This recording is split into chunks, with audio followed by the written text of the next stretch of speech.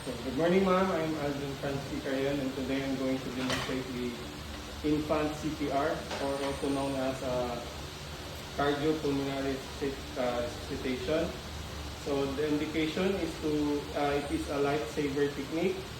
So, the situation is, I saw a mother with an unconscious baby, and then I'm going to approach the mother. Hey, ma'am, I'm Alvin Francis Carion. I'm a trained first aider. So I noticed that your baby is unconscious. So may I have a permission to help your baby, ma'am? Okay, can you please call 911, tell them that your baby is unconscious and come back immediately. Yeah. Please give your number and don't drop the call. Come back immediately. Yes, ma'am. And then next is check the area, 360 degree, front, back, up, down, side to side, so the area is safe. And then touch the baby, tickle the foot of the baby. Hey baby, are you okay? Hey baby, are you okay?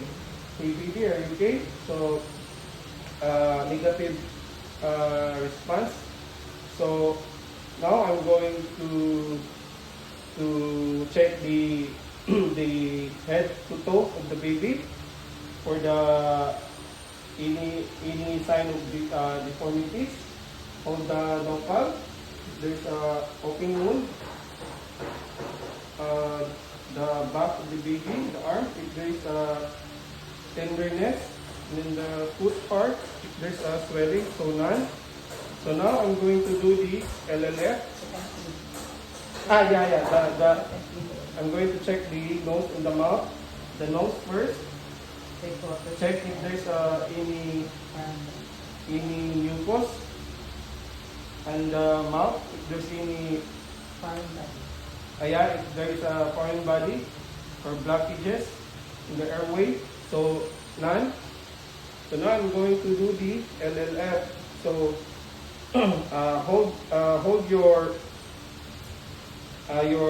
index finger and your middle finger to the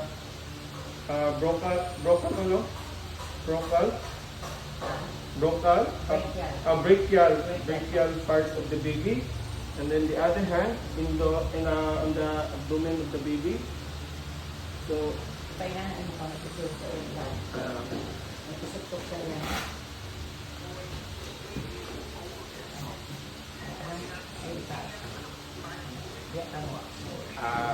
diri ko para mapili ng eyelid. Para mapili ng eyelid. 1001, 1002, 1003, 1004, 1005, 1006, 1007, 1008, 1009, 1010. Negative pulse, negative breath. So I'm going to do the CAB, or the compression airways breathing.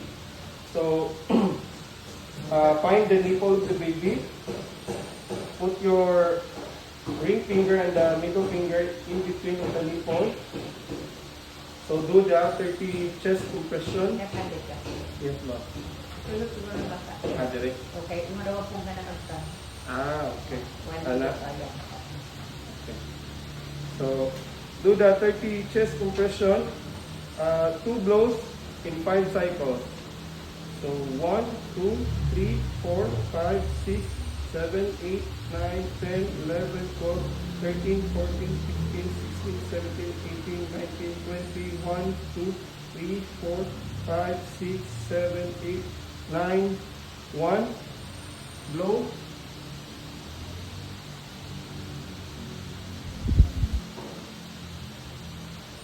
One, 2, 3, 4, 5, 6, 7, 8, 9, 10, 11, 12, 13, 14, 15, 16, 17, 18, 19, 20, 1, 2, 3, 4, 5, 6, 7, 8, 9, 10. 9, 2.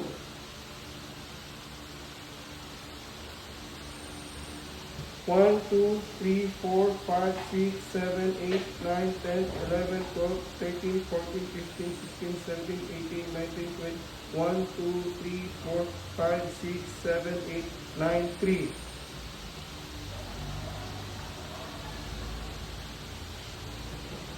1, 2, 3, 4, 5, 6, 7, 8, 9, 10, 11, 12, 13, 14, 15, 16, 17, 18, 19, 20, 1, 2, 3, 4, 5, 6, 7, 8, 9, 4.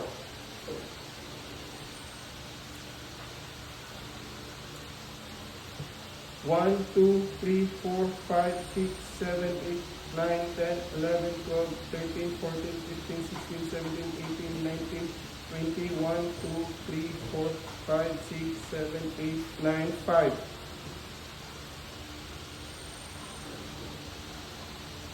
Now do the LLF.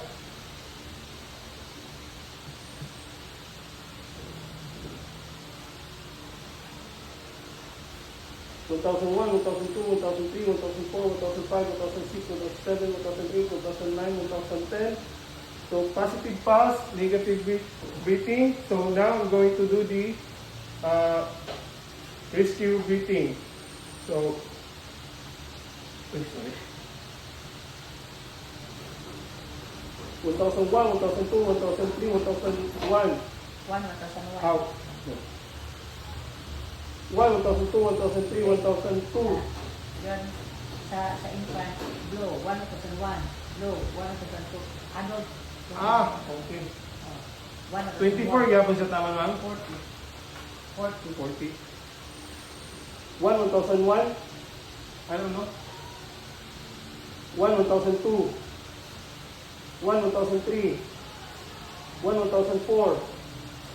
1, 1005. 1, 1006. 1, 1007. 40. 1, 1040. Do the LLF. One last blow. One last blow. One last low. 1, 1002, 1003, 1004, 1005, 1006, 1007, 1008, 2009, 2010. So positive pulse, positive breathing. So now I'm going to position the baby to recovery position. So it's a barking position. So Support ka naman yun. so the abdomen of the baby should be on your shoulder. Then check from head to toe the DOTS. So there's no sign of deformities, no sign of open wound, no sign of tenderness, and no sign of swelling. So after that, give the baby to the mother and then advise the mother to bring the baby to the nearest hospital for the further assessment. By the physician. Okay, so, ano na, pagka, sa compression mo, after the 5th compression, ang kuwan mata, makakad ka to last blow, tapos to si 12. You don't have to repeat to give 2 blows again. Balik magugas. So, after the 5th compression, automatic ka mag-give last blow, tapos LLF, automatic. Ha? Okay. Kaya sa rescue breathing, 1 blow lang. So, sa counting sa RV, kasi siya, 1 of 1, 1 of 2, out of 40. Okay. O, unya, tapos, when you're going to blow, always put your hand na sa piston. Abdomen. Kaya pagitay. Unya, kana pag feeling mo sa brachial, you can put it there sa under. Pili po na to sa side mo. Unya, pili mo brachial. Dire. Oo, para ka mag-listen. Pili po na to. Pili po sa doon. Oo. Na. Sa paman. Kaya ang serve ninyo, okay? Kaya ang serve ninyo. Wala to? Wala ka na-miss out. Wala to. So, First ito choking. yes ma'am, present to infant choking. So the 6 signs is dyspnea. Dyspnea. Dyspnea. So it's Or- difficulty of breathing. Then cirrhosis, Cyanosis. cyanosis, or bluish of the face. Those discoloration. Okay, and then difficulty of coughing, difficulty of breathing, difficulty of crying, and then glaring of the eyes, And, and restlessness. okay, so katong cyanosis and low discoloration, not only the face, but sa baba, lips. Mobile, Kanya mga mobile. kuko. Oh, lagom. okay. Okay. So now ma'am, I'm going to proceed standing position. Okay, first it was okay. What are the sequence? The sequence is to hold the Give, give what are you going to give the patient? give five back slaps And and then five chest thrusts how many cycles? until the 5 cycles niya po. Okay, kung mukha na galing 5, ginagawa nila yung physical. So dili na siya ipabatong So, amo. after 5 cycles, only. Okay. Sige. So standing position, hold the mandible or the jaw of the baby, and then the head part is lower than the body part, and then in between the scapula, give 5 back slaps. So 1, 2, 3, 4, 5. Then turn the baby, put to the other side. Then give 5 chest thrust. 1, 2, 3, 4, 5. So if the foreign body is not yet visible, so you can do it again. Repeat the cycle. 5 back slap. 1, 2, 3, 4, 5. Then other side. Chest thrust. 1, 2, 3, 4, 5. So now the foreign body is visible. So wipe it to your pinky finger, right? And then get, and then recovery position to your shoulder, and then check the DOTS. There's no sign of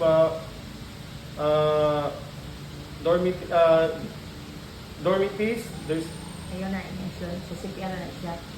So, CPR at pag sa infant shock, you don't have to check that DOTS.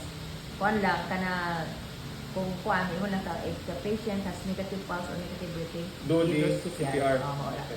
Tapos, where are you going to hand the baby once you have already expelled the foreign body? Mother mouth. But you have to assist the mother pag kung wala ba siya dinabuse, basi mahuli ang bata. So, if Okay. the baby is, what? Calm, you can handle the baby to the mother, but do not give the baby yet to the mother. Kaya nakakarapitan ba, basta mahuli niya. Okay. Kumana siya ang warning. Okay. And then, kung dili negative pulse, negative breathing, you don't have to bring the baby to the hospital. For the Okay. further assessment by CPR. So, you do the finger swipe, Finger swipe. then kick. Okay. Sitting position. Sitting position. So hold the jaw of the baby, then give 5 slaps at the middle of the scapula. 1, 2, 3, 4, 5. Hindi ba yan? One. Murag karate chop na pinaslide. Ano ba? Yan na, open. Yan na? Karate chop. Oh, anak. 2, 3, 3, 4, 5. Okay, perfect.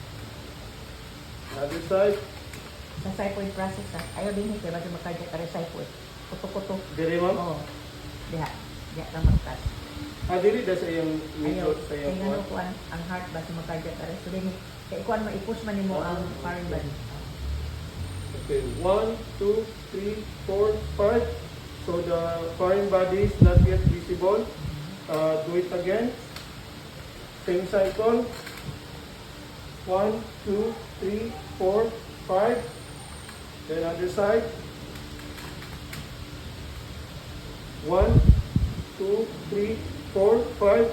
So the foreign body is visible. So let it to your pinky finger. Then remove. And then put the baby to the recovery position. And then if the baby is negative pulse, negative breath, so you can do the CPR. And then if the baby is still unconscious, you can carry the baby with the mother and bring to the nearest hospital. Okay. And then if the baby is calm or conscious, you can The mother is come. the mother is calm and the baby is conscious, you can give it handed to the mother and then advise the mother to bring the baby to the nearest hospital for the further assessment by the physician. Okay.